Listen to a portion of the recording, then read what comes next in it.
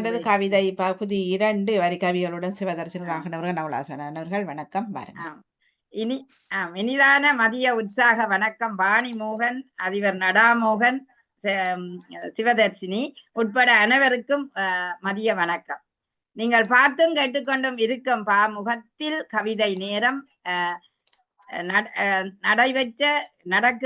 நடக்கும் நிகழ்வு கவிதை நேரம் தொலைக்காட்சி firstaudio.net நீங்கள் இப்போது தொடக்கம் பகுதி 2 கவிதையினூடாக கேட்கலாம். இன்று சிவதர்சினியும் நவலா சிவநாதனும் இணைந்து தரப்போகிறார்கள். மகிழ்வோடு ஏற்றுக்கொள்ளுங்கள் என்று கூறிக்கொண்டு சிவதர்சினி நீங்கள் தொடருங்கள். ஆமா, விஜயவரி அக்கா தன்னுடைய கவிதைகளை வரிகளை வார்த்தைகளை தந்திருந்தார். உண்மையிலே அவருடைய எழுத்துக்களும் அவருடைய வாசிப்பு முறை அதற்கு இன்னும் கம்பீரமாக சொற்களை அழுத்தி தந்த போது அந்த கருத்துக்கள் நன்றாக உள்நுழைந்தது. கரைகின்ற கணங்கள், அதாவது கரைதலும் புரிதலும், எது கரைந்து கொண்டிருக்கிறது, நாங்கள் எதை புரிந்திருக்கிறோம்.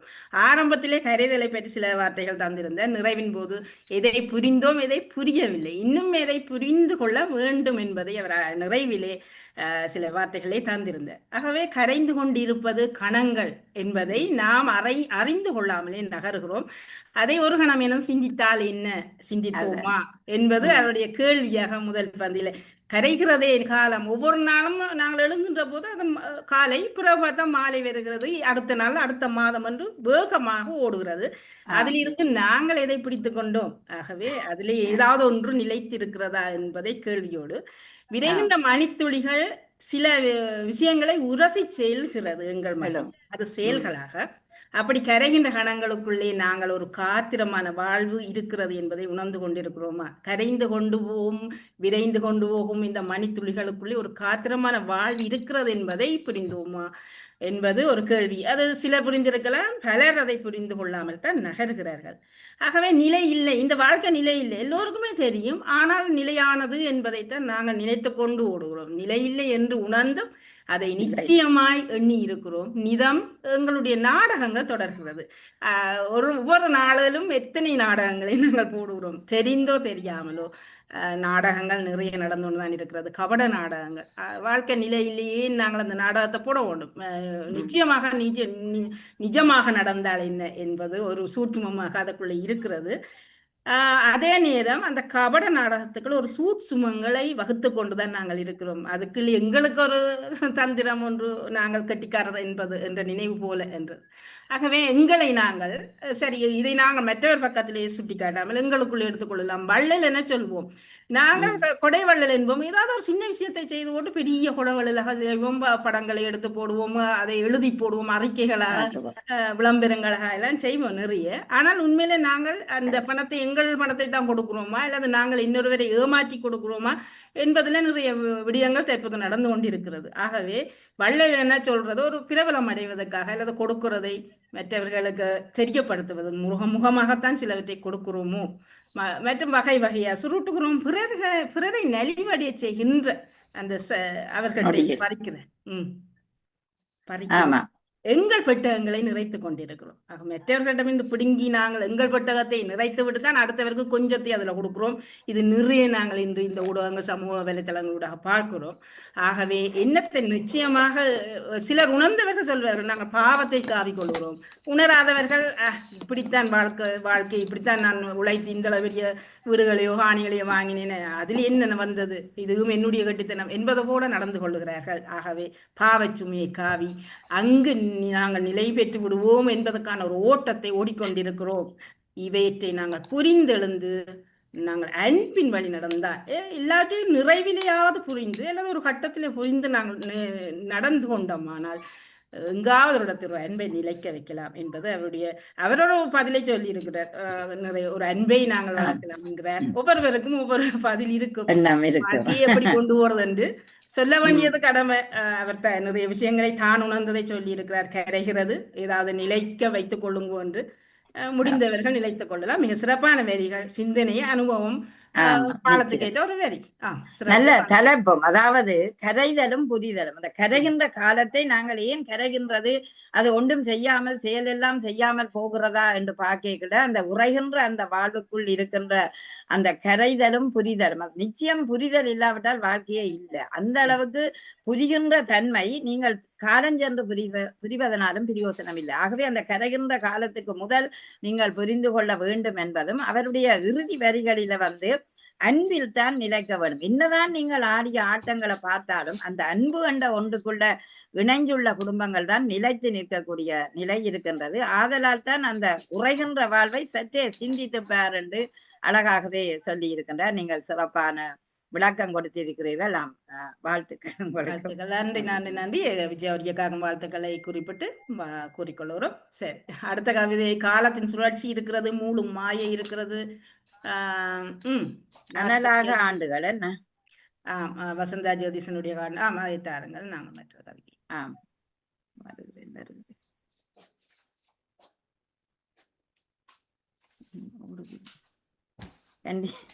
கம்ப்யூட்டர்ல திறக்கிறதுக்கு கண்டியில திறந்து விட்டுட்டேன். அதுதான். சரி. அனலாக ஆண்டுகள் 45. வசந்தா ஜெகதீசன். காலத்தின் பெட்டகமே காவியத்தின் பொக்கிசமே, காலத்தின் பெட்டகமே காவியத்தின் பொக்கிசமே, கடைக்கழக நூல்களின் தேட்டத்து நூலகமே, எண்ணற்ற பதிவுகளால் பூத்திருந்த பூஞ்சோலை காடையரின் கணக்கிலே தமிழின் அறிவகம் அரிச்சுவடி நூலகம்.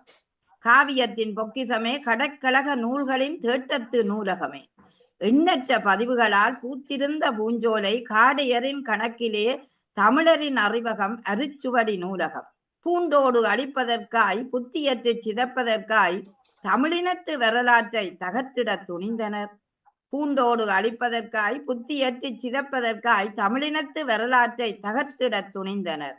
ஆகுதிக்கு இரையாக்கி அறிவற்ற ஜீவிலியாகி ஆதாரமற்ற தமிழாய் நிலைகுன்ற வைப்பதற்கு அனலிட்டு ஆண்டுகள் 45 என்று தவிடுபொடியானதே. ஆகுதிக்கு இரையாக்கி அறிவற்ற ஜீவிலிகளாய் ஆதாரமற்ற தமிழர்களாய் நிலைகுன்ற வைப்பதற்கு அனலிட்டு ஆண்டுகள் 45 என்று தவிடுபொடியானதே. தமிழினம் துடித்த கணம் வெந்தணனின் வேதனையில் வெந்தே வீறு கொண்டோம். தமிழினம் துடித்த கணம் வெந்தணனின் வேதனையில் வெந்தே வீறு கொண்டோம். மீளமைப்பில் முடுக்கானோம். அன்று வைத்த தீ இன்றும் எரி நெருப்பே, அகத்தின் குன்றிலே அகலாத அவலமே. அன்று வைத்ததி இன்றும் எரியும் நெருப்பே, அகத்தின் குன்றிலே அகலாத அவலமே. அகத்தின் குன்றிலே அகலாத ஒரு அவலமே என்று அழகாக முடிச்சிருக்கிறார் அவருடைய கவிதையை. அந்த காலத்தின் பெட்டகம் இந்த நூல் நிலையத்தை பற்றி போட்டிருக்கிறாரா? நிச்சயமாக அது உண்மையிலேயே இன்றைக்கு 45 வருடங்களை தாண்டி இருக்கிறது என்றால் அது ஒரு அனலாக இன்றைக்கும் எரிந்து கொண்டிருக்கின்ற பக்கமாகவே எங்களுக்கு இருக்கின்றது. அப்படியான ஒரு எங்களுக்கு எல்லாம் அறிவு தந்த அந்த அறிவாலயம், அதாவது அந்த நூலகம் இன்றைக்கு எரிந்து இருக்கிற காலங்களை பார்க்க உண்மையிலேயே கவலைதான். சிவதர்சினி, நீங்களும் பேசிக்கொள்ளுங்க. ஆமா, 2026 இப்பொழுது 1981ஆம் ஆண்டு தீ விபத்திலே. அப்படி என்றால் அது 45 ஆண்டுகளா 35 ஆண்டுகளா என்பதை எனக்கு ஒரு தெளிவுபடுத்த வேண்டும்.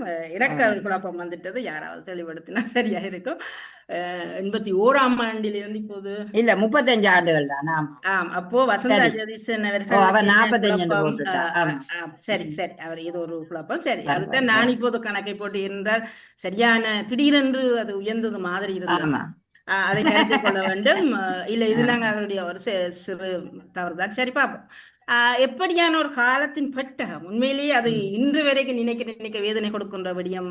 அந்த நூலகம் எங்களுடைய முதல் சிதைக்கப்பட்டது அந்த அறிவு சார்ந்த நூலகம். அதற்கு பிறகு சிதைக்கப்பட்டது தமிழருடைய இலட்சியங்கள், கனவுகள் எல்லாமே தான். ஆகவே எங்கே கை வைத்தால் எதை ஆட்டிக்கொள்ளலாம், எதை அசைத்துக் கொள்ளலாம் என்பதை எதிரிகளோ அல்லது தீயவர்களோ உணர்ந்திருக்கிறார். தமிழனை அடிக்கலாம் என்ற கல்வியில ஒரு காலம் கோலோச்சியது யாழ்ப்பாண மக்களும், அதாவது தமிழ் மக்கள். அதனால அவர்கள் நினைக்கவில்லை. அன்று எரித்ததாலே இப்போது பலர் வீடுகளிலே பலர் கைகளிலே நூல்கள் எல்லாம் இப்போ அதிகமாக புழக்கத்தில் இருக்கிறது. எல்லோரும் வீட்டிலும். வணக்கம். ஒரு நிமிஷம் மன்னிப்புடன். 81ஆம் ஆண்டு வந்திருந்தா இப்ப 45 வருஷம் சரிதானே? சரியா? இல்ல சரியா, அதான் நான் கேட்டேன். சரியா மே மாசம் 31. சரி சரி, நான் தானே அப்படியா பார்த்தேன். ஆனால் அது திடீரென்று ஒரு உயர்ந்த நாங்கள் தான் அதை கருத்தில் அந்த ஆண்டுக்கும் சம்பந்தம் இருக்குது. அதால எனக்கு உங்களுக்கு ஆமா. சம்பந்தம் இருப்பதால் வந்திருக்கிறது. ஆமா ஆமா.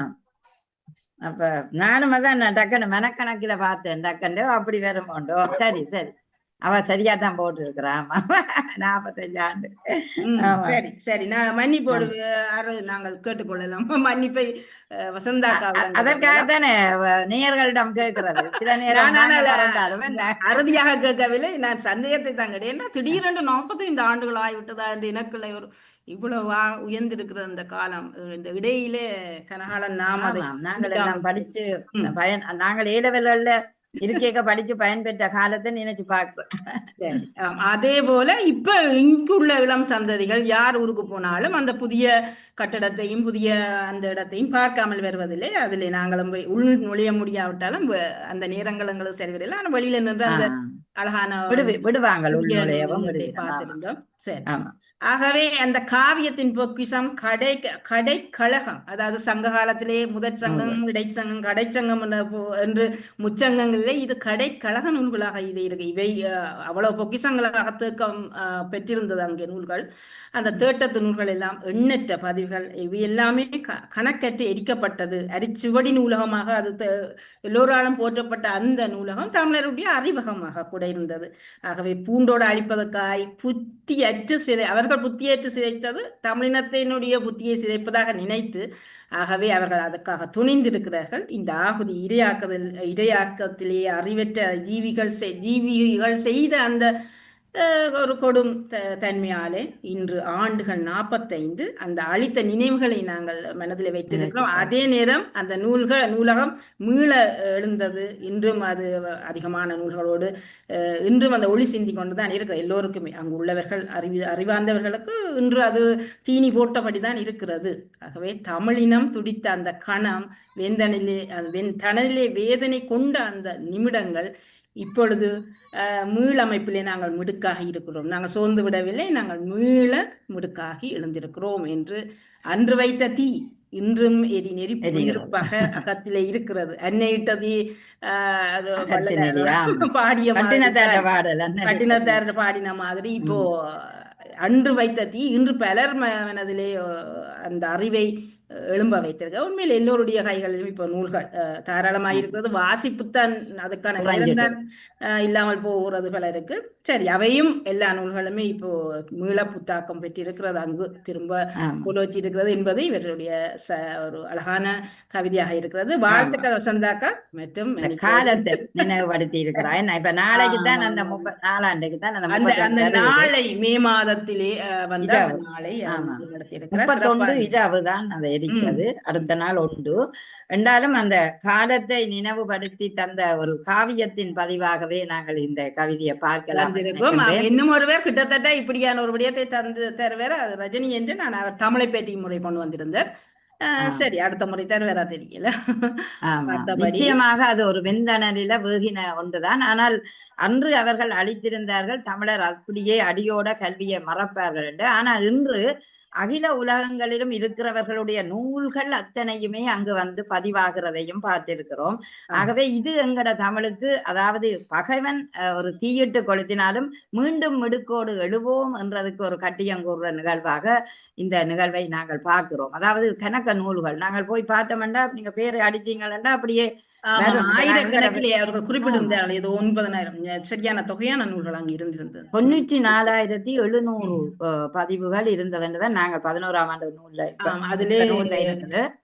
கூடி குறையலாம்.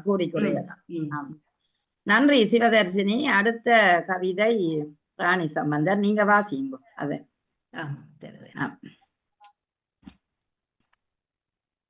என்ன அவற்றை பார்க்கும் மூடும் மாயைகள். ராணி சமுதர் இணைந்திருக்கிறார். சற்று இடைவெளி விட்டு உங்களை இணைந்திருக்கிறார் நினைக்கிறேன். வாழ்த்துக்கள் அவரையும். அவர் வாரார், ஒவ்வொரு முறையும் தொடர்ந்து வருகிறார். மூடும் மாயைகள். ராணி சமுதர் ஜெர்மனியில் இருந்து.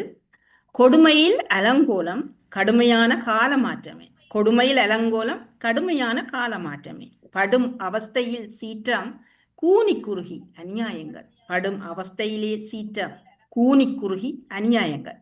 மூளும் மாயை உலகமதில் தாயே தான் பெற்ற பிள்ளை கூட்டி கொடுக்கும் பரிதாவம். மூளும் மாயை உலகம் அதிலே தாயே தன் பெற்ற பிள்ளை கூட்டி கொடுக்கும் பரிதாபமே. ஆளும் அரசுக்கோ தலையிடி கழுத்து முட்ட பேரிடி அவலம். ஆளும் அரசுக்கோ தலையிடி கழுத்து முட்ட பேரிடி அவலம். நாளும் பொழுதும் சேருமந்த போதை வஸ்துக்களின் பெம்பன். நாளும் பொழுதும் சேருமந்த போதை வஸ்துக்களின் பெம்பன். பாழாய்ப்போன மானிட வர்க்கம் வெந்து வெதும்பி நொந்து நூலாகி சந்து பொந்தில் சொந்தமின்றியே அனாதியாக செத்த மரண ஓலம். பாழாய்ப்போன மானிட வர்க்கம் வெந்து வெதும்பி நொந்து நூலாகி சந்து பொந்தில் சொந்தமின்றியே அனாதியாக செத்த மரண ஓலம். சேர்ந்து தொடரும் சாலை விபத்தும் படரும் கொலை கொள்ளைகளும் தினம் அதிகரிக்கும்.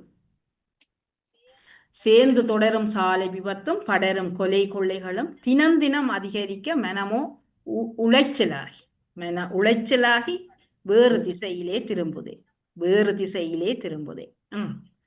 மிக சிறப்பாக அவர் இந்த போத வஸ்துக்களின் வாழ்க்கையை சொல்லுகின்றார். ஒரு கொடுமைன்ற அலங்கோலமாக இந்த கால மாற்றம் எங்களுக்கு இருக்கின்றது. ஒரு அவதியிலே சீற்றம், அதாவது இந்த நிலையை கட்டுப்படுத்த முடியாமல் தவிக்கிற மக்களை நாங்கள் பார்க்கின்றோம். இதனாலதான் இந்த அநியாயங்கள் எல்லாம் கூனி குறுகி நிற்கின்றது என்பதை அழகாக சொல்லியிருக்கிறார். புத்தவிக்குகள் கூட போத வஸ்து கடத்துகிறார்கள், கற்பழிக்கிறார்கள் என்று பார்த்தால் எங்க மனித நேயம் இருக்கிறது என்பதை கேள்விக்குறியாக்கக்கூடிய ஒன்றாகவே எங்களோட இலங்கை மாறிவிட்டதை நாங்கள் பார்க்கின்றோம்.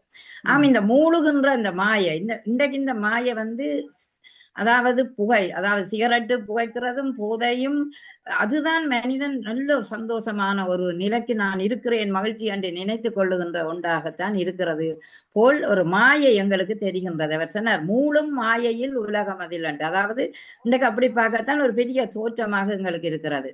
என்றால் தாய் பெற்ற பிள்ளை கூட்டி கொடுக்கும் பரிதாமடா என்ற தாய்க்கு அந்த நேரத்துல போதேன்ற மதி கெட்டதால ஓகே வாழ்ந்து கேட்கிறவருக்குமே இந்த பிள்ளைய தாரன் என்று சொல்லிக் கொள்ளுகின்ற நிலை வன்னியில கூட நடைபெற்றதை அறிந்திருக்கின்றோம். ஆகவே இப்படி பார்க்க ஒரு பரிதாபம் தான்.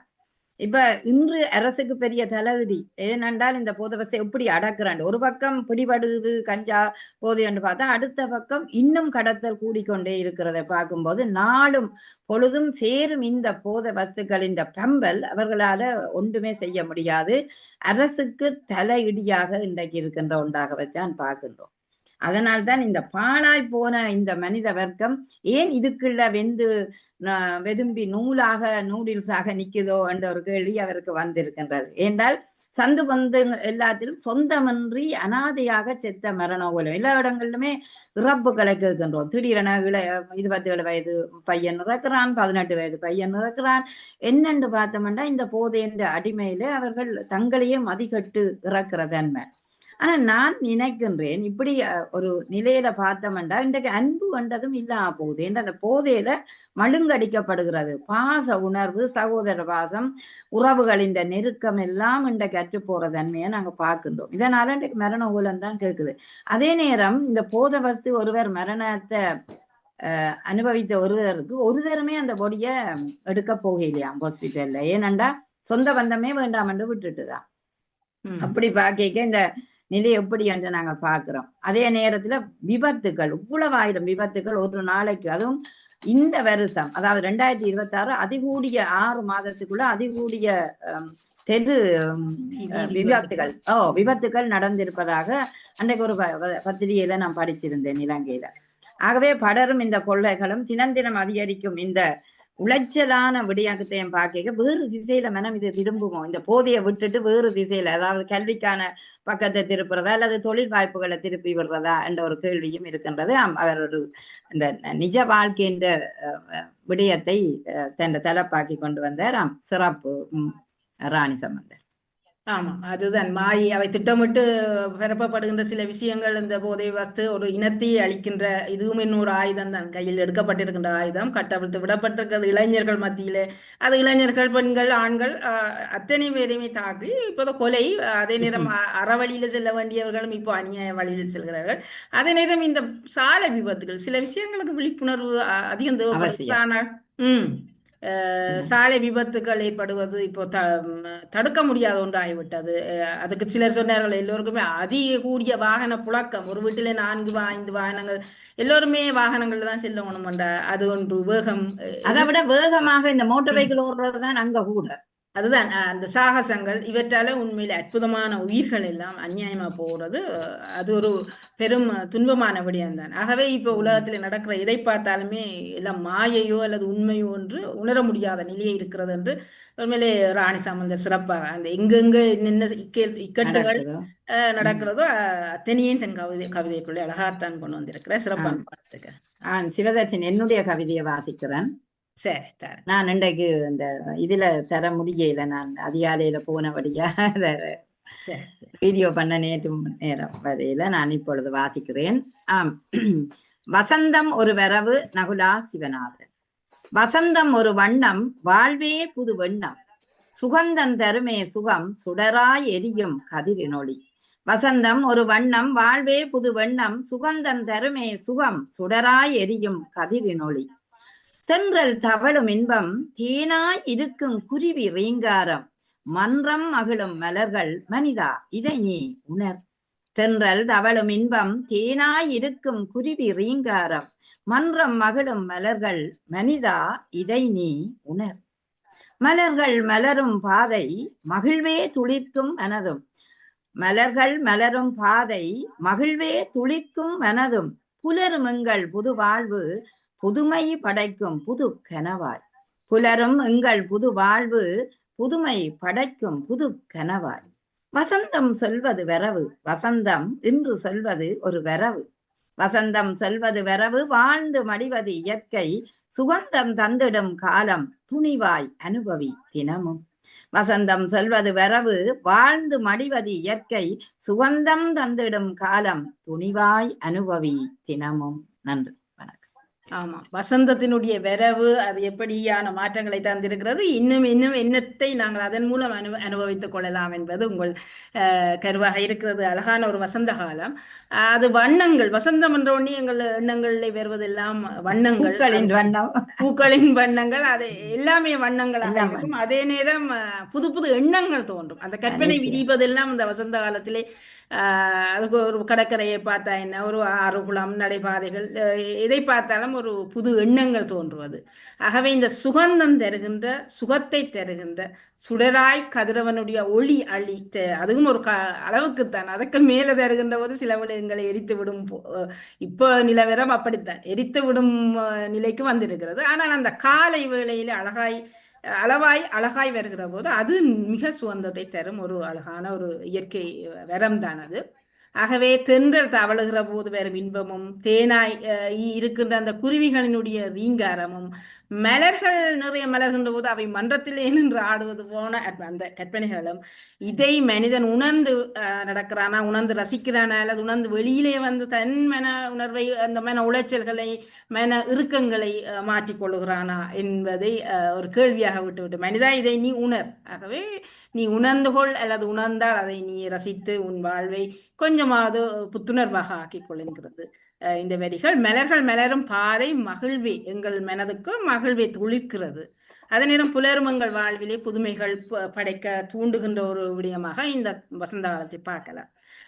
வசந்தம் சொல்லுவது ஒரு வரவை, ஏதோ ஒன்று வருகிறது, அது நிறைய வரவுகள் எங்களுக்கு கிடைக்கும்.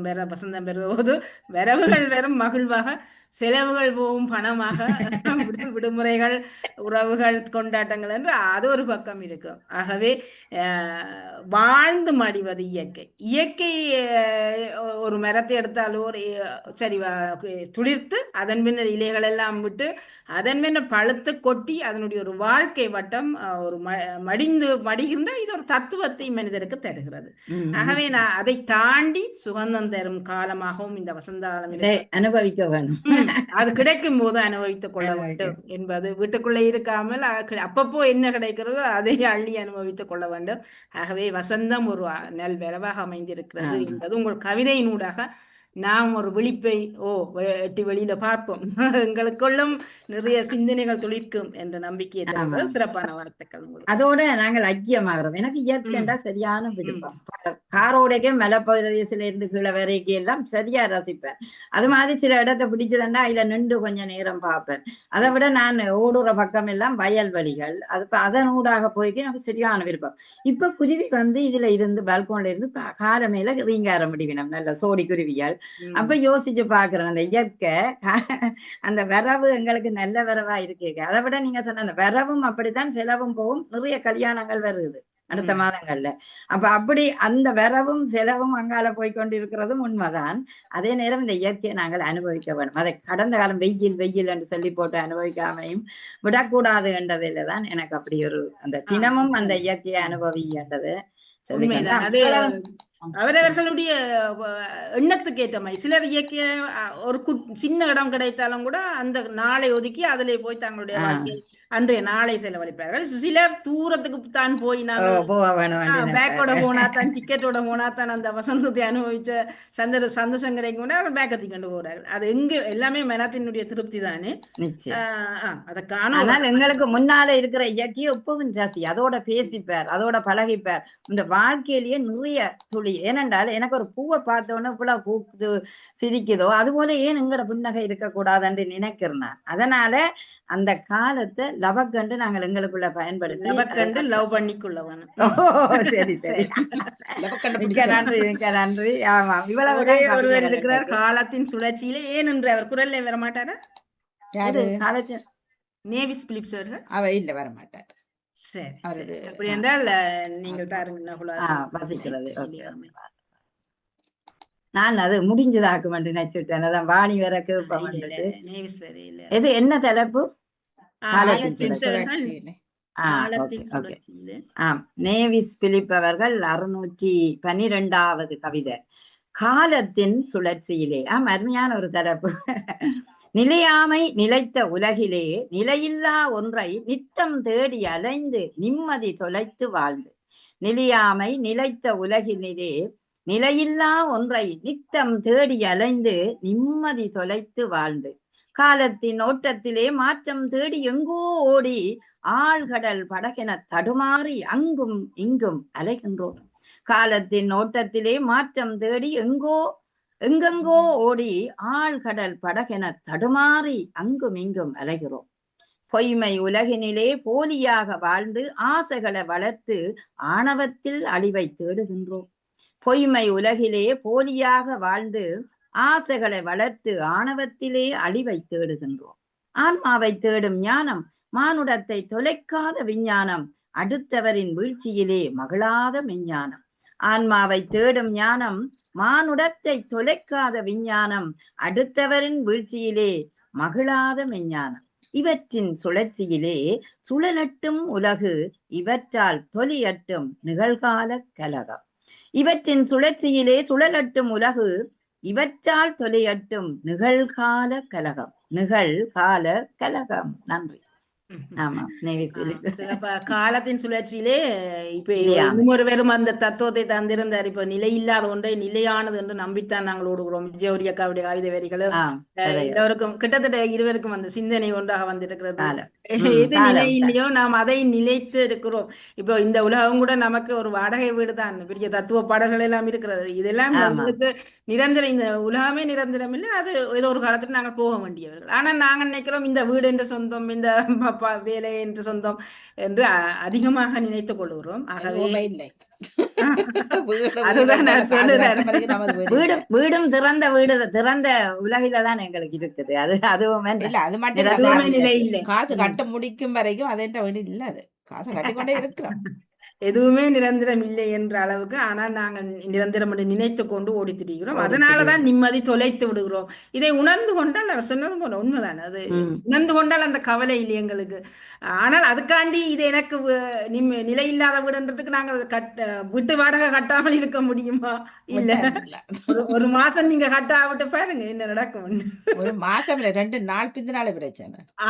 உடனே வேற ஒரு பெறுகிறது உண்டு. ஆகவே அவர் சொல்ற நிலையில்லாத ஒன்றை நாங்கள் நிலையென்று தேடி ஓடிக்கொண்டிருக்கிறதால தான் நிம்மதி தொலைக்கிறோம். காலத்தின் ஓட்டத்திலே மாற்றம் தேடுறோம். ஏதாவது ஒரு மாற்றத்தை தேடித்தான் ஓடிக்கொண்டிருக்கிறோம். ஆனால் அங்கே ஆழ்கடலில் சாதாரண ஒரு ஆற்றிலே படகு சரியாகத்தான் பயணித்துக் கொண்டிருக்கும். ஆனால் ஆழ்கடலிலே கொண்டே படகு தடுமாறும். அங்கு தடுமாற்றம் தான் வரும். ஆழ்கடல்ல நாங்க பெரிய கப்பலை வேகம். போட வேண்டாம். அலைகளின் வேகம் அதே அப்போ பொருத்தம் இல்லாத இடத்திலே நாங்கள் போகின்ற போது தடுமாற்றம் தான் வரும். ஆகவே அதனாலே ஒரு அலைச்சல் அலைகிறோம் நாங்கள். அதே நேரம் பொய்மை உலகு. இந்த உலகத்திலே அதிகமாக இருப்பது பொய்மைதான். அதை நாங்கள் அந்த பொய்மை உலகத்திலே போலியாக வாழ்ந்து ஆசையை வளர்த்து ஆணவத்திலே நடந்து கொண்டிருக்கிறோம். அதனாலதான் அழிவு வருகிறதோ என்கிறார். அது நாடுகளுக்கும் பொருந்தும், மனிதர்களுக்கும் பொருந்தும், ஒரு கூட்டத்துக்கும் பொருந்தும். எப்படி என்ன ஆணவம். இப்ப நான் வென்று விட்டேன் அல்லது நான் என் கையிலே எல்லாம் கிடைத்துட்டேன், நான் கொஞ்சம் ஆடுவேன் தான். சிலவன நான் அதை செய்கிறது மற்றவர்களுக்கு நான் ஆடுவது போல தெரியுமோ அல்லது நான் என் கடமையைத்தான் செய்கிறேனோ, அது ஒவ்வொரு பக்கம் சிந்தனையின் விட்டபடி. ஆன்மாவை தேடும் ஞானம். அவர் ஞானம் உண்டா என்ன, விஞ்ஞானம் உண்டா என்ன, விஞ்ஞானம் உண்டா, மூன்றுக்கும் அவர் பக்கத்துல விளக்கம் தந்திருக்கிறார். ஆன்மாவை தேடுவது ஞானம், மானிடத்தை துளைக்காத விஞ்ஞானம் தேவை என்கிறார். அடுத்தவரின் வீழ்ச்சியிலே மகிழாதது மெஞ்ஞானம். மற்றவருக்கு ஒரு துன்பம் வந்தோன்னா சந்தோஷப்படுறமே, ஓ அவருக்கு நல்லா வேணும் என்று நினைத்து நாங்கள் மகிழ்கிற போது நாம் மகிழக்கூடாது. அதுதான் உண்மையான ஞானம், மெய்ஞானம் அதுதான் என்கிறார். இவற்றின் சுழற்சியிலேயே சுழலட்டும் உலகம். எல்லாவற்றையும் உணர்ந்து நல்ல வழியிலே சுழலட்டும் உலகம். இவற்றால் தொழியட்டும் நிகழ்கால கலகம். எது தொழியட்டும், எது உலகத்திலே உழவட்டும் என்கிறார். ஆகவே தேவையற்றது எல்லாவற்றையும் தொலைத்து விடுவோம். எது நல்லது எது தேவையோ அதை உழவ விடுவோம். அதுதான் எங்களுடைய கடமையாக இருக்கிறது. அடுத்த சந்ததிக்கு நல்ல விஷயங்களை நாங்கள் கொடுத்தே ஆக வேணும். ஆகவே இப்பொழுது தடுமாறி கொண்டிருக்கின்ற இந்த உலகத்திலே எங்களுக்கு நிறைய கடமை இருக்கிறது என்பதை உணர்த்தி இருக்கிறார். கலகம் தீர நாமும் நிறைய வேலைகள் செய்ய வேண்டி இருக்கிறது என்று சிறப்பான வரிகள், பேச வைக்கின்ற வரிகளாக காலத்தின் சுழற்சியிலே இந்த காலம், அந்த சுழற்சி, உலகம், அகிலம், அந்த சொற்கள் எல்லாம் அருமையான ஒரு தமிழ் சொற்கள். ஆமாம், இப்படி பாக்கியங்களை அந்த நிலையாமை தான் இந்த உலகத்தில் எங்களுக்கு இருக்கின்ற ஒன்று. ஆனால் நித்தம் தேடி நாங்கள் நிலைக்கின்ற ஒரு வாழ்க்கையை நினைக்கிறோம் என்று தேடி தேடிக்கொண்டு இருக்கிறோம். உண்மையும்படி இல்லை. காலத்தின் ஓட்டத்துல மாற்றம் இருக்குது. அந்த மாற்றத்துக்கு ஏற்ற மாதிரி நாங்கள் மாறுகிறோமா என்று கேட்டால் தான் இல்லை என்று சொல்றோம். ஏண்டா குளிரண்டால் நீ அதுக்கேற்ற உடுப்ப அணிந்து கொண்டு செல்லணும். கால மாற்றத்துக்கு ஏற்ற எங்களை மாற்ற வேண்டிய நிலை இருக்கின்றது. அது அழகாக நீங்களும் சொன்னீங்க. இந்த ஆழ்கடல் படகு தடுமாறும் எப்போதும். ஏன்னா வேகம் அதிகரிக்க, அலேண்ட வேகம் அதிகரிக்க அது கவண்டும் போய்விடுவது உண்டு. அவை அப்படித்தான் எங்களோட மனசு அலைகிறது என்றதை அழகாக சொன்னார். ஏனென்றால் இந்த போலி வாழ்க்கை இன்றைக்கு என்னென்னா ஆசைகளை மட்டும் நாங்கள் அளவுக்கு மீறி வளர்த்து ஒரு அழிவை தேடுகிற பாதையில போறோம். அதனாலதான் இன்றைக்கு விஞ்ஞானம் அழிவை நோக்கி இருக்கிறது என்பது இப்பொழுது கண்டுபிடிச்சிருக்கிறோம். அறிவியல் சுடுகிறதும் அந்த அணுகுண்டை கண்டுபிடிச்சவரும் விஞ்ஞானி, அதே அணுகுண்டை அழிக்கிறதுக்கு பயன்படுத்துறதும் இன்றைய மனிதன். அப்ப அந்த விஞ்ஞானத்தின் அழிவுகள் கூட இன்றைக்கு மனிதனை துளைத்து கொண்டு செல்கிறதை பார்க்கின்றோம். ஆதலால் ஒரு மெஞ்ஞான அறிவு எங்களுக்கு எப்போதும் தேவையானது. அந்த மெஞ்ஞானம் அடுத்தவரை வீழ்த்தாமல் இருக்கும் வரையில் தான் உனக்கு அந்த மெஞ்ஞானம் நல்ல பாதையை காட்டும். இதனால ஒரு நல்ல வழியில, அதாவது மெஞ்ஞானம் அஞ்ஞானம் இவற்றின் வழியில உண்ட வாழ்க்கை சுழலும் என்றால் அந்த ஒரு நிகழ்கால கலகங்கள் கூட வராது என்பதை கட்டியமாக சொன்னார் அவருடைய கவிதைக்கு. உண்மையிலேயே சிறப்பு வாழ்த்துக்கள். நன்றி சிவதர்ஷினி.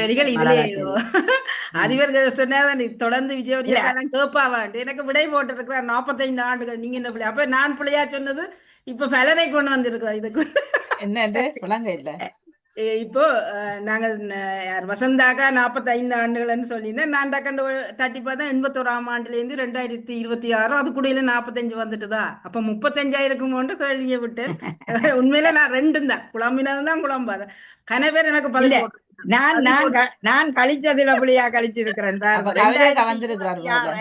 அவர் எனக்கு பதில் போட்டிருக்கிறார் 45 தானி என்று. செல்வி அவர்களும் போட்டிருக்கார் 45. அப்ப எல்லாரும் கேட்டுக்கொண்டு தானே இருக்கிறார். நாங்கள் பிழை விட வேணும்.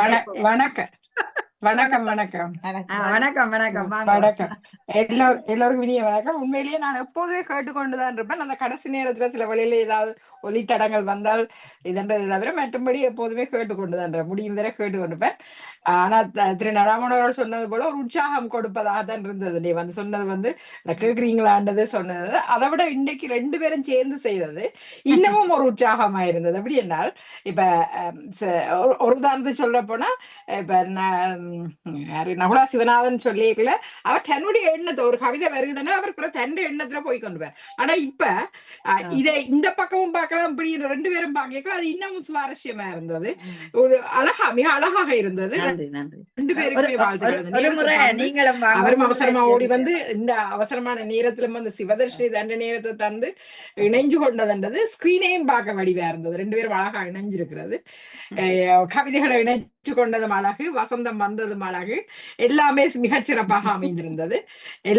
தக்காளி பழமா நிறத்தவரும் இல்ல சுகந்தமா கௌரியும் வந்து பாராட்டினதும் மகிழ்ச்சியா இருந்தது. நான் அதிபர் சொன்னதை கேட்கல, அப்பதான் வந்து போட்டேன்னா அந்த கடைசி சேலஞ்ச் பண்ணவர் யாரு இவர் கேட்கிறாரா, எப்படிப்பட்டவர்கள் கேட்கிறார்களா, ஒரு தரம் மெசேஜ போடக்கூடாது, இதுக்காண்டி அங்க போட்டு கேட்க சொல்லக்கூடாது.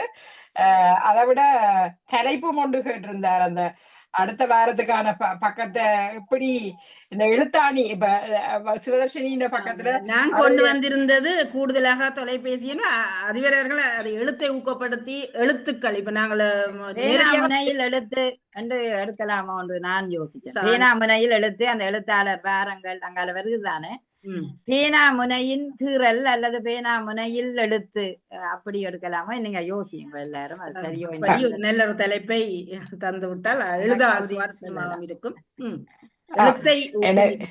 எழுத்தை ஊக்குவிக்கிற மாதம் என்றபடியா என்ன எழுத்தோடு எழுத்தாளர் வாரம் அது. ஆமா,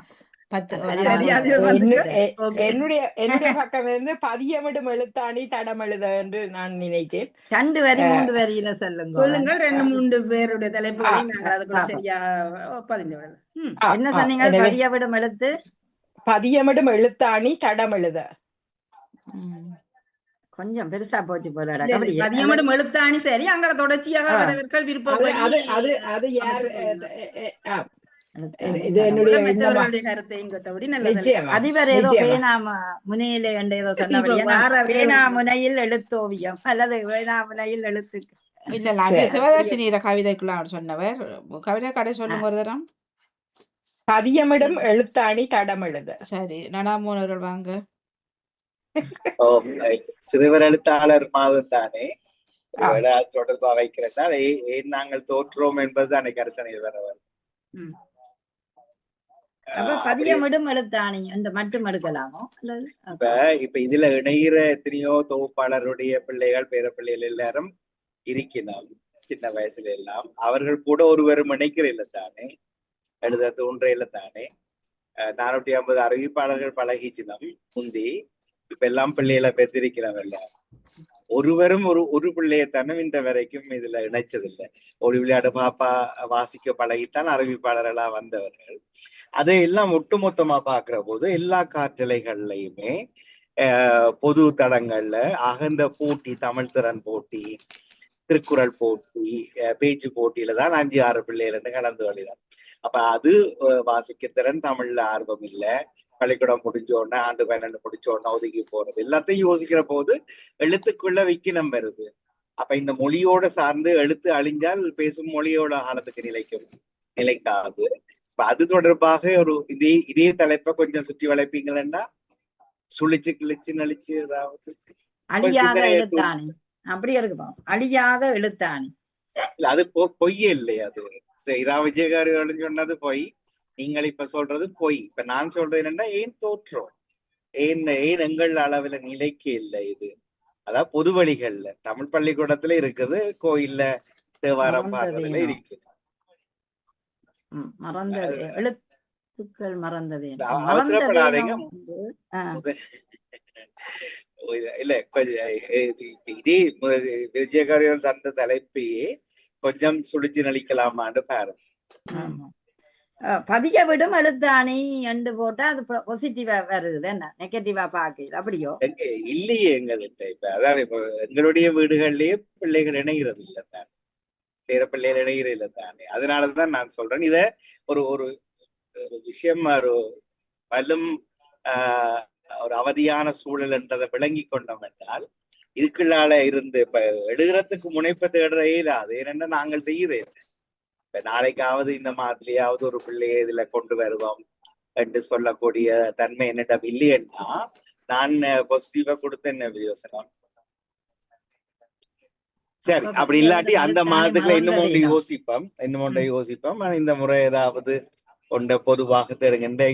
ஒருவேளை சூனியம் எடுப்பீங்களோ ஒன்று யோசிச்சேன். அது வேண்டிதான் சிறப்பா பேசப்பட்டது இன்றைக்கு. செய்வினேன்றது பல பொருள் கொண்ட சொற்கள் தானே. அது அதை விட அந்த இது செல்வியக்கா போட்டு நூலகம் இருக்கப்பட்ட நாள் தானே உண்டு. இப்ப அது வேற பிரச்சனை. பொய் சொல்ல தொடங்கிடுவியல் எல்லாரும். இப்ப நூலகம் பற்றி அக்கறையே எடுக்காது. நாங்கள சும்மா இடிச்சதை பற்றி எழுதிக்கொண்டிருக்கோம். அது வசந்தாக்கா எழுதிட்டார் ஆல்ரெடி. இல்ல அது இல்ல எழுதுங்க. பொது தலைப்பு வரைக்குள்ள விருப்பு தலைப்பு வரைக்குள்ள அதை எடுத்து இயம்புங்க. பிரச்சனை இல்லை. இப்ப அது ஓகே. இல்ல என்னென்றால் இப்ப இவ்வளவு பேரும் நிக்கிறபடியா சொல்றேன் இல்லையண்டா. ஒரு தலைப்பை போட்டு ஓட வேண்டியதான், வேற வழி இல்ல. இரவஜிகர்கள் நிறைவில் ஆதங்கப்பட்ட மாதிரி சிவசினியர்கள் கேட்ட போது குறை கண்டீர்களா, ஏன் குறைகிறீர்கள், அல்லது உண்மையில் பிழை கண்டீர்களா என்றது போல அப்படி ஒன்றை நீங்கள் தேடலாம். அதுக்கு அர்த்தம் உண்மையிலேயே நாங்கள் எடுத்து செல்பவர்கள் ஆர்வமாக இருந்தால் பக்கம் எல்லாம் துளிர்க்கும். அது இப்ப நாமே அந்த நாளைக்கு தானே எழுதி போட்டு கவிதையை மறந்து போகிறோம். எல்லோ தினக்கவி செய்யறது யாரு? சிவசினியர்கள், வினைசிப்பவர்கள், ஜெயடிசன் அவர்கள் 3 பேரும் தான். அது பற்றவும் இல்லை, தோற்றவும் இல்லை. தினக்கவியை விட்டு வாரம் ஒரு கவி, விதியாளன் மாதம் ஒரு சிறப்பு கவி, இப்படி எல்லாம் எழுத்த உயர்த்தி கொண்டு போறதா இருந்தா கர விஷயங்கள் கொண்டு வரலாம். அது இல்ல எழுத்த விடுவோமா? எழுத்த பிறகு ஏன் இந்த கவிதை நேரம் சுவாரஸ்யமாக்கப்படுவதில்லை? சுவாரஸ்யம் என்றது நீங்க செய்யற சுவாரஸ்யம் இல்லைன்னு அர்த்தம் இல்லை, பலரை தூண்டவில்லை. எங்க பார்த்தாலும் கவிதை எழுதுறாங்க. நீங்க எந்த பட்டமும் கொடுக்காதபடியா? இல்ல அதுதான் இதை நான் போன ஆண்டே சொன்னேன் தானே. அது புதுதான் பிரச்சனையேண்டா வாங்க. நான் அருணுக்கு இன்னும் கொஞ்சம் 10,000 இன்னும் கொஞ்சம் கூட கொடுத்து ஒவ்வொரு வாரமும் இந்த வாரத்தின் வென்ற கவி என்றுட்டு எல்லாருக்கும் ஒரே டைட்டில் கொடுத்து விடலாம். அப்படித்தானே இந்த அந்தமான் தொலைக்காட்சி எல்லாம் செய்யறது. பூர எல்லாருமே நீங்க தான் சிறந்ததாய், நீங்க தான் சிறந்த ஆக்கள் என்று சொல்றது. அந்த போய் காட்டுத்தனத்தை இன்னும் கண்டுபிடிக்காம இருக்குது. அச்சுனா ராமனான் கொடுக்கணும் இந்த பொறுப்பை. கிளீன் ஒரு முறை அவரை அழைத்து வந்து அனுப்பினால் அழைக்க தேவையில்லை. அவருக்கு 100 யூரோ அனுப்பி போட்டு இதை போடுங்கோண்டா உடனே முக்கியமான வீடியோ கவனமா பாருங்க. கடைசி வரைக்கும் பாருங்க. இந்த மெசேஜ் அவட்ட காதுக்கு போ. சூடு சுரணை இல்லாத ஒரு மனுஷன் என்றது அந்த மனுஷன். இல்ல 100 யூரோ இல்லையண்டா அவர் அசைய மாட்டார். நான் என்ன கேட்கிறேன்டா, பாமுகத்துல வியாழன் கவிதைக்கு வர்ற 25 கவிஞர்களுக்கும் நீங்கள் சிறந்த கவியாக பட்டம் பெற்று உயர்கிறார் என்று கொடுக்க 25 பேருக்கும் கொடுத்து விடுறோம். படத்தை மட்டும் மாத்தி போட்டு அதை கொண்டு வந்து புகழ்றோம். என்ன நாங்க மாறையில் எனவே நான் அது இந்த தலைப்பில் அதுல பேச தேவையில்லை. நீங்கள் விரும்பினால் ஏதாவது சொன்னது போல திரும்பினால் இங்கேயும் எல்லாருக்கும் தொங்க விட அதை செய்வோம். எனக்கு ஒரு 10,000 ரூபாய் கூட வேணும். ஏன்னா ஏற்கனவே அருணுக்கு விரும்பவில்லை, அது ஒரு காரணமாக இருக்குமோ என்று யோசிக்கிறார். ஆனால் உண்மையில 25 50-70 பேரில் இருந்தவர்கள் குறைந்து கொண்டு போறார்கள். அவர் கவிதை எழுதுறதை விட்டா பரவாயில்லை, எழுதுவதை விட்டா நாங்கள் தேட மாட்டோம். ஆனால் எழுதி கொண்டிருப்பவர்கள் ஏன் இதுல வேறையில் என்றதாலதான் தேட வேண்டியிருக்கு. அதுதான் பிரச்சனை. ஒரு கவிதையை இங்க போட்டுட்டு அங்கேயும் மிச்ச கவிதை போடலாம், அப்படி செய்யலாம். அதுல ஒரு பிரச்சனை. அங்க போட்ட கவிதை இங்க வரக்கூடாது. அது கண்டுபிடிப்போம் நாங்கள் எல்லோரும். அது இப்ப என்னன்னா தன்னுடைய முதல் கவிதை எழுதி பாமுகம் எல்லாம் போது லண்டன் டைமோ லண்டன் தமிழ் வானொலியோ முதல் கவிதை எழுதி கவிஞர் என பெயர் பெற்றவர்கள் பலர் கூட வேற தளங்கள்ல ரெண்டு கொண்டு சிரிக்கிறா. வானொலிகள்ல போனா நான் சந்தோஷப்படுறேன். இப்ப டிஆர்டிக்கு போறீங்களா, இப்ப இங்க இருந்து போட்டு இன்னும் ஒரு பேர் அங்க போய் ரஜினி ஆண்டனவர்கள் அங்கிருந்தா இங்க வந்தவர், இங்கிருந்து அங்க போகல. அவர் ரஜினியன் கவிதையை தவிர வேற எதுவும் பார்ப்பதும் இல்லை. ஏன் கடைசியா போறவர்னா முதல்ல ஒலிபரப்பு பாணி அப்ப கேட்டுட்டு மூடி விடலாமான்னு சொல்லி அவர் கேட்டுக்கொண்டிருந்தால் என்னோட நைய வரலாம். உண்மையில அதான் அவருடைய அர்த்தம். அதே போல வானொலிகள்ல போய் தொலைக்காட்சிகள்ல போய் நீங்கள் வீரியமா நிக்கிறீங்கன்னா உண்மையிலே அதெல்லாம் கூப்பிட்டு நடந்ததுன்னு நாமும் கைதட்டி நாமும் ஒரு தொங்க விடுவதற்கு ஒரு பதாகை தரலாம். ஆனா இது சும்மா சமூக வலைதளங்கள்ல இல்ல போய் நிக்கிறோம் அதுல போய் இல்லையா? அது அது அது சரி. எனிவே அதை வையறதை விட இந்த வியாழன் கவிதையை எப்படி கொண்டு வரலாம்? இந்த எழுத்தாளர் சிறுவர் எழுத்தாளர் மாதத்திலேயாவது பெரியோர் எழுத்துக்களையும் தூண்ட முடியுமான்னு பார்ப்போம். இப்ப உங்களோட முகநூல்ல 5 பேர் சூப்பர் சூப்பர்ன்னு போடினோம், 5 பேர் தான் போடுவினோம். போடினம் தானே. இப்ப அவர்களை என்ன சூப்பர் என்றீங்க, உங்களையும் சூப்பரானே ஒரு எழுதுங்க. இப்ப நீங்க சொன்ன போல 4 வரி நான் கேட்டுக்கொண்டு இருக்கிறேன். நான் வீடியோவை பண்றேன். ஏனென்றால் நான் இனித்தான் சமைக்க போறேன். சமையலை நாங்கள் பாக்குறோம். நான் ஒரு படம் விரைவாக இதை முடித்து விடுவோம். சிறப்பாக இருந்தது. எல்லாருடைய கவிதைகளும் சிறப்பாக இருந்தது. இராபிஜியருடைய தொனிப்பொருள் எனக்கு புரியவில்லை. எனக்கு உண்மையில அது வாகனம் ஓட்டுறபடினால கரைதலும் புரிதலும், அதாவது காலங்கரை இது இல்ல. அந்த சாராம்சம் பிழிவு என்ன? வாழ்க்கைன்றது கரைஞ்சு கொண்டு போகுது. அதுக்குள்ள நாங்கள் அதை புரிஞ்சு நடந்தோமானால் நாங்க எத்தனை நல்லதையும் கெட்டதையும் செய்து கொண்டிருக்கிறோம், விவசாயங்களை போடுறோம், இதன்றோம். அதை புரிஞ்சு நடக்கிறோமா? இந்த வாழ்க்கைன்றது முடிய போகுது. எப்ப முடியும், எப்படி என்ன நடக்கும்னு தெரியாது. ஆனா நாங்க அதை புரிஞ்சு நடக்கிறோமான்றது எனக்கு நான் கேட்கிற கேள்வியாக தான் பாக்குறேன். இல்ல இப்ப அதைத்தான் ஜெயந்தாங்கராஜ் உயிர் வாழ்வு மட்டும்தான் வாழ்க்கையாண்டு அத மாதிரிதான் நேவிஸ் பிலிப் அவர்களும் வந்திருந்தாங்க. கிட்டத்தட்ட ஒரே கருத்து. ஆனா உண்மையில அதுதான் வாழ்க்கை. வேற என்னது? வேற மற்றவர்கள் செய்யாத எதை நாங்கள் செய்துட்டு கிளைம் பண்ண போறோம். உதாரணமா இளையவர்களுக்கு 1 மாதத்துக்கு முன்னம் ஒரு தூண்டலை கொடுத்திருந்தோம். 4 பேர் தான் இணைகிறார்கள் இப்போது. அவர்களுக்கு தூண்டல் என்னால், நீங்கள் வளர்ந்து இறந்ததுக்கு பிறகு ஒரு 20 ஆண்டுகள் கழித்தும் நீங்கள் வாழ்வதென்றால் எப்படி? அதுக்கான ஒரு சிந்தனையை தொடக்கம் கொண்டு கேட்டது. பல முறைகள்ல செய்வோம். அந்த முறை ஈட்டமாக ஒரு மணித்தியாலம் அதை பற்றியே பேசியிருந்தேன். உங்களுடைய அப்பு, தாத்தா, அப்பு, அம்மம்மா, அப்பப்பா இவையெல்லாம் எங்க? அப்பா அம்மா ஒருத்தரும் இல்லை. ஒரு தடவை நீ உங்களோட ஆண்டு துவசத்துக்குள்ள யாருக்கோ துவசத்துக்கு தானியம் கொடுக்கறதோட முடிஞ்சு போகுது, தர்மம் கொடுக்கறதோட முடிஞ்சு போகுது என்ற போது ஓகே, ஒருவர் நீதினி மட்டும் அதை சிந்தித்தார் அழகாக. நான் யோசிக்கிறேன் மாமா. ஓம் ஒருவர் இறந்த போது கவலைப்படுறோம், மண்டைக்கு கதைக்கிறோம், வீட்டை வாராங்களுக்கு அதை சொல்றோம், பிறகு நடக்குது ஒன்றும் இல்லை. அப்ப நாமும் இப்ப இதுல இருக்கக்கூடிய 5-6 பேர் கூட நாம் எங்களுடைய உடல் வாழ்க்கை முடிந்ததுக்கு பிறகும் வாழுவதென்றால் என்ன? எங்கட எழுதின நூல்கள் அதை பறைசாற்றுமா? அல்லது முந்தி ஒரு நாள் கடம்ப மாலை என்று சொன்னார், கண்ணை தானம் செய்தால் நாங்கள் நிலைப்போமா? கண்ணை தானம் செய்த ஒரு நிலைக்கு இல்லை. அது நூல்கள் வச்சிருந்த 100 இங்க பிபிசி அறிவிப்பாளர் பேர் தக்கன வரையில அவர் கிட்டத்தட்ட 115 நூல்கள் வெளியிட்டிருக்கார். லண்டன்லாம் இருக்கார். அவர் நிலைக்க போறார் நினைக்கிறீங்களா? இல்ல. இப்ப இன்று விதைக்கிற ஒன்று எமக்கு பிறகும் தொடர்ந்து வளர்ந்து அது என்னும் ஒன்றையும் விதைக்குமாக இருந்தால்தான் அது என்னை எப்போதுமே. இப்ப சிவாஜி கணேசன் வாழ்றாரா இல்லையா? எம்ஜிஆர் வாழ்றாரா இல்லையா? அவரும் வாழ்கிறார். இப்போ வந்து அவபாடியும் வாழ்கிறார். திருவள்ளுவர் 4-5 பேரும் குறிப்பிட்டு வாழ்கிறாரு. அப்ப அதை நாங்கள் கடைபிடிக்க கூடியதாக. சிவாஜி கணேசன் இன்னும் ஒரு அமெரிக்க நடிகரை பின்பற்றவில்லை. எம்ஜிஆர் இன்னும் ஒரு பொன்மலை செம்மலை பின்பற்றவில்லை.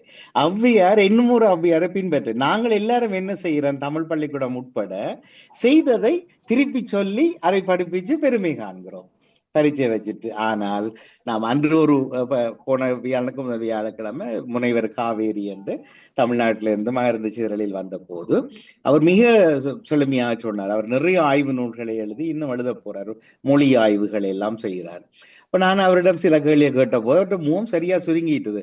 அம்மா உங்களை கேட்க இல்லை, பொதுவா கேட்கிறேன், நாம் என்ன படைத்தோம்? இப்ப தமிழின் பெருமை கூறுங்கோண்டா டக்கண்ட யாரையாரைன்னு என்ன சொல்லுவீங்க? தமிழனின் பெருமையா தமிழின் பெருமையா? தமிழின் பெருமை அல்ல, தமிழனின் பெருமை. தமிழன் நல்லது நீங்க சொன்னது. ரெண்டும் பேரு. இல்ல, தமிழனின் பெருமை என்றா நாங்க என்ன சொல்லுவோம்? உலகெங்கும் சிதறி வாழுகிறோம். அது பெருமை. அது அவலம். அவலத்தில் பிறகு நாங்கள் பெருமையாக நீங்க இப்ப இதற்காக சொல்லாம பொதுவா இதை நீங்கள் ஒரு மேடையில கேட்டா என்ன சொல்லுவீங்க? தமிழின் தமிழனின் பெருமை இல்ல கூறுங்கள் அது என்றால் தமிழனின் பெருமைங்கிற போது ஒரு அறியாத தெரியாத நாட்டிலேயோ இங்கே ஒருத்தர் ஊன்றி தன்னை நிலைப்படுத்தி இருக்கிறது அது நிறைய பேர் தங்களை பலப்படுத்தி இருக்கிறது ஒரு பெருமை தான். தெரியாத மொழி அறியாத ஊர்ல வந்து முதல் முறையாக வந்தவர்கள் யார் ஒருவர் இருவர் தானே வந்திருக்க கூடும். இல்ல அது என்ன ஓரிருவரா இல்ல வந்திருப்பார்கள் அவரை இலங்கையில பின்பற்றித்தான் அடுத்தது வருது. இல்ல இலங்கையிலிருந்து 16 லட்சம் பேர் ஆமா. ஆனாவன்னா அல்லது ஆங்கிலத்திலே ஒரே பிசிடி அடியாக தெரியாதவர் வந்திருக்க முடியாதானே அதை சொல்லியிருந்தேன். யாரோ ஒருவர் வழிகாட்ட அதன் இல்ல பின்னர் இல்ல தான் இல்ல வந்து நாங்கள் முதல்ல தொடங்குவோம் ம், திருக்குறள் என்று திருவள்ளுவரை சொல்லுவோம், ம், பிறகு ராஜராஜ சோழனை சொல்லுவோம், அது அப்படியே வந்து பாரதியார் பாரதிதாசன் ரெண்டு போட்டு கொஞ்சம் நேரமா நின்றுவோம் சத்தம் போடாம. அப்ப ஒரு 100 ஆண்டுகளுக்குள் சொல்லுங்க பாப்போம், உங்கள் பிறந்த ஆண்டு 50 60 வருஷத்தில் சொல்லுங்க பாப்போம், போன ஆண்டு இந்த ஆண்டில் சொல்லுங்க பாப்போம், நீங்க இதை ஹோம்ஒர்க்கா தேடுங்க. ம். அதை அவரிடம் கேட்ட அவர் பல நிலைகள்ல கேட்ட போது கடைசியா நான் திருப்பி கோய்க்கிறீங்க போல இருக்கு, நான் உங்களை ஒரு பேராசிரியர் என்று நினைக்கிறதால உங்கள்கிட்ட கேட்டான் இறுதியில சொன்னார், தான் கற்ற செல்வத்தை பகிர வந்தேன், இன்னும் கற்க வேண்டியதை அன்பு தம்பியோ தோழரோ அண்ணாவோ எனக்கு உணர்த்தி விட்டு விடைபெறுகிறார்.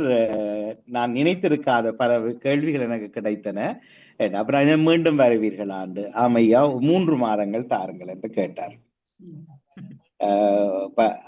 நான் கேட்கறது அதல்ல, அது திருப்பி இதே விஷயத்துல இருந்து அவர்கிட்ட சுட்டி காட்டி கேட்கிறேன். அவர் பல சந்ததிகளுக்கு தமிழை ஆசிரியர் வந்து பேராசிரியர் வந்து இன்னும் அடுத்த துறைகளுக்கு போறார். இது மாதிரி ஆயிரக்கணக்கானவர்கள் இருக்கிறார்கள். ஆனா நான் என்ன கேட்கிறேன், அது அல்ல என்னுடைய சாதனை. நான் தமிழனா இந்திக்காரனா, என்னுடைய சாதனை என்ன, அதை கடந்த காலத்தில் நிலைப்பட, அதாவது யாரும் ஒன்றும் செய்யாத ஒரு இதுவரையில் செய்யாததும் இனிமேல் மற்றவர்கள் செய்வதற்காக நான் விதைத்தவை என்று இருப்பவற்றை சொல்லுங்கள். அப்ப இன்றையிலிருந்து திருப்பி சிந்திப்போம், போன காலங்களை விட்டுருவோம்.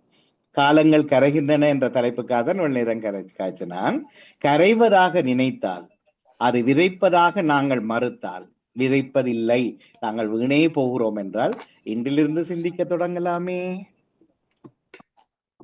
அவ்வளவுதான் நடக்கும். ஒருவருக்கு சிறுநீரத்தை கொடுத்தாலும் நிலைக்க மாட்டோம், ஒருவருக்கு என்ற கண்ணையோ அல்லது அவயவங்களே தாவம் செய்தாலும் அல்லது ரத்த மாற்றத்தை செய்தாலும் ஒன்றுக்கும் நிலைக்க போவதில்லை.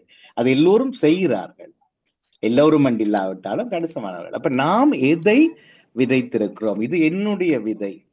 100 ஆண்டுகள் கழித்து இந்த விதை விருட்சமாகி நாம் அதில் குளிர் காய்கிறோம். அங்கும் இன்னும் ஒருவன் தோன்றி கேட்பான், நீ என்ன சாதித்தாய் என்று பேர்னு கேட்பார்கள் அவர்களை. மௌனமாயிட்டீங்கள், நிற்கிறீங்களோ தெரியல, நான் வீடியோக்குள்ள. அப்ப இதுல வந்து இந்த மாதத்தை கவலையோடு நான் பார்க்கிறேன், நிறைய சிந்திக்கிறேன். செய்தவைகள் தோற்று போனதாக இல்லை என்றது எனக்கு தெரியும், ஆனால் நான் நினைக்கிறேன் இல்லை. 2500 2000 சக பிள்ளைகள் வந்தும் நாம் எதையும் புடுங்கவில்லை என்கிறது போல நினைக்கிற போது இந்த மாதத்திலிருந்து திருப்பி விதைக்க தொடங்கலாமா, அது எப்படி செய்கிறது, யதார்த்தமாக எப்படி செய்கிறது என்றதான். அதிபர் அவர்களே, நீங்கள் விதைத்தது வீணாகவில்லை என்றது உண்மையான ஒன்று. ஏண்டா விதைத்தது எங்கேயோ எல்லாம் அறுவடையாக இருக்குது. வாழும் காலத்தில் நாம் இன்னும் கரையாமல் இருக்க மீளவும் புதிதாக விதைக்க நினைக்கிறேன். மற்றது நீதி எல்லார்ட்டையும் விளையாட்ட கேட்டேன், இந்த காற்றிலையில் நீங்கள் வேற எங்கேயும் கேட்டதை இங்க திருப்பி கேட்டுக்கிறீங்களா, புதிதாய் கேட்டுக்கிறீங்களா, நாங்கள் எங்களுடைய வாசகங்கள், நாங்கள் செய்யற நிகழ்ச்சி பெயர்கள், இது எல்லாத்தையும் இந்த உத்திகள் எல்லாம் என்ன சொன்னார், முந்தியும் காய்ச்சிருக்கிறோம், எல்லாமே புதிதாக தேவையானவைகளை தான் செய்திருக்கிறோம் என்கிறது. அப்ப அது வந்து அதோட முடிஞ்சிட்டா நான் 19 வயசுல லாங் ஜம்ப் பாஞ்சதை இப்பவும் சொல்லி கொண்டிருக்கேன். அதுக்கு அடுத்த வருஷம் வந்தாக்கள் ரெக்கார்ட் உடைச்சிட்டாங்க.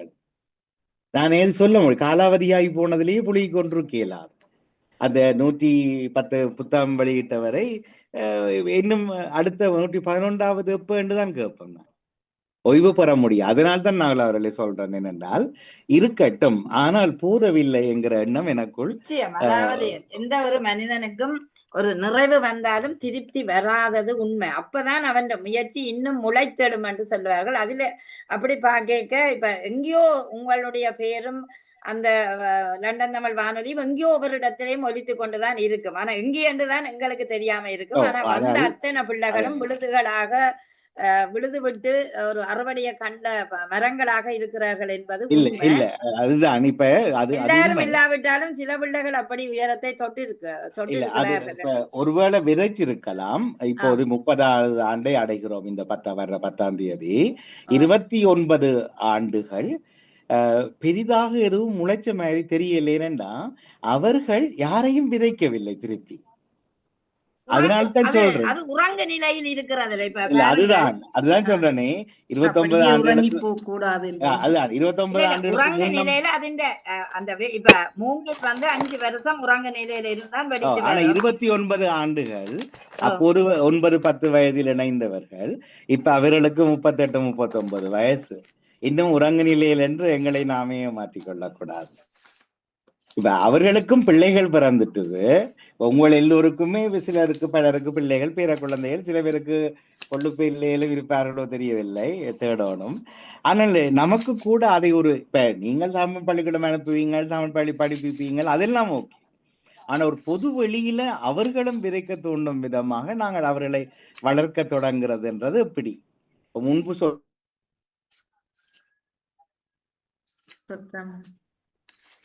உங்கள் ஒலி வரவில்லை.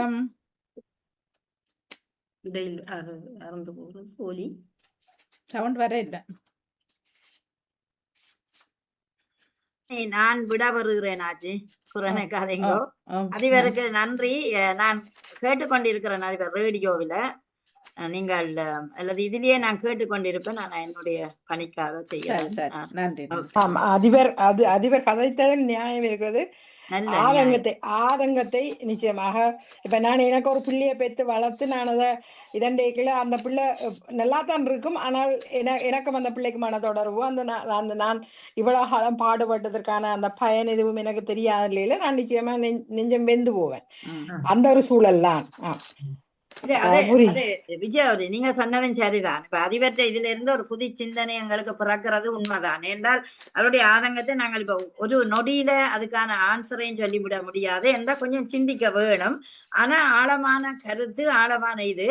ஆனால் நிச்சயம் பல பிள்ளைகள் உயர்ந்திருக்கிறார்கள் என்பது உண்மை. அவர் அது எந்த பிள்ளை பிறந்து நான் வளர்த்திருக்கிறேன். எந்த பிள்ளை நல்லா தான் இருக்குது. ஆனா எனக்கும் பிள்ளைக்குமான தொடர்பு அது நான் அந்த நினைச்சு வளர்த்ததுக்கான எந்த விதமான இதுவும் எனக்கு தெரியாம இருக்க நான் இவ்வளவு வெந்து போவேன் என்றது நான் யோசிச்சு பார்த்தேன் என்றால் அதற்கான பதில் சரியாக இருக்குமா? ஆமா, அது அந்த பாசத்தை நான் சொல்றேன். அதை அறவிடாமல் பாதுகாக்கிறது எங்கட அன்பின், நீங்க சொன்ன மாதிரி அன்பின் வேகம் என்று சொல்றேன். என்ன பொறுத்தளவில் நான் சொல்லுகிறேன், நான் மிக மகிழ்வடைகிறேன். ஏனென்று கேட்டால் என்னுடைய மகள் இதிலும் வளர்ந்தவா. இன்றைக்கு ஒரு ப்ரொஃபஸராக இருக்கிறாண்டா எனக்கு அந்த பெருமை. அதை விட தமிழுக்கு நிறைய ஒரு ஆய்வு செய்ய இருக்கிறாள். இப்ப அப்படி பார்க்க அந்த ஒரு அடித்தளங்களில எங்களோட லண்டன் தமிழ் வானொலியும் வந்து போகக்கூடியது. இந்த மேல தூங்குது. 2021ஆம் ஆண்டு உமா காண்டிவன் கொடுத்த ஒரு சீல்ட் ஒன்று கொடுத்தவா இந்த லண்டன் தமிழ் வானொலி முதலாவது அந்த பிரைஸ் எடுக்க. அப்ப அது அறுவடை இன்னும் அவர்கள் உற்பத்தி ஆக்கி கொண்டு இருப்பார்கள் அந்த தமிழோடு என்றது என்னுடைய ஒரு எண்ணமாகவும் இருக்கிறது. ஆனபடியால் இன்னும் எத்தனையோ பிள்ளைகள் எங்களுக்கு இதுல வளர்ந்து உயர்ந்து கொண்டு இருக்கிறார்கள். ஏதோ ஒரு நிலையில அவர்கள் ஒரு அறுவடைய தருவார்கள் என்றுதான் நான் நினைக்கிறேன். ஆனா அதிபற்ற ஆதங்கம் இன்னும் நாங்கள் பல பேரை தூண்டி கொண்டு வர வேண்டும் என்பதுதான். அவருடைய ஆதங்கம் நிறைவேற வேணும் என்று நானும் வாழ்த்தி கொண்டு விட வருகிறேன்.